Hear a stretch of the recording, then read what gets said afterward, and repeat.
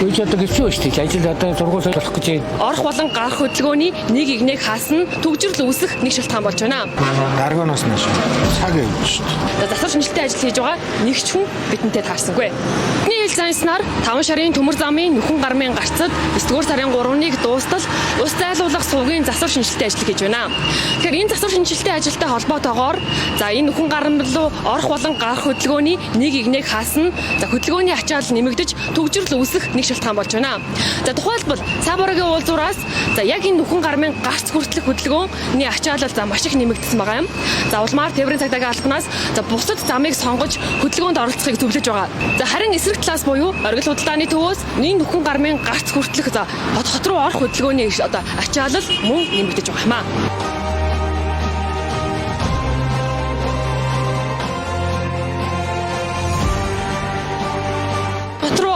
За автоцаан бол 4 игнэтэй. За харин за яг нөхөн гармын одоо энэ гарцсан дээр ирээд 2 игнэ болдог. За гэтэл нэг игнийг нь хааснаас болж за хөдөлгөөний ачаал хэрхэн нэмэгдэж төгжрөл хэрхэн үүсэж байгааг та харж байгаа хаа. За харин холбогдох байгууллагаас засвар шинжилтийн ажилтай холбоотой зарим мэдээлэл авах гэсэн боловч за засвар шинжилтийн ажил хийж байгаа нэг ч хүн бидэнтэй таарсангүй.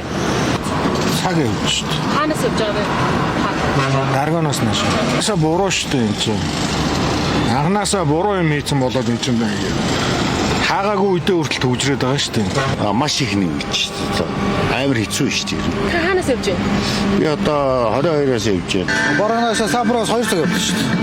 Багтаа 30 минут явж шүү дээ. Энийг одоо хурдхан шиг янзлмаар дээ шүү дээ.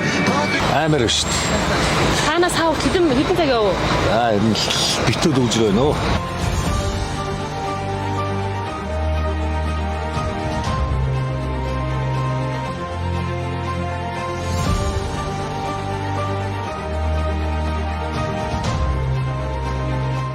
Шинжилттэй холбоотой энэ ажил за иргэд хүчтэй шимжилж байна.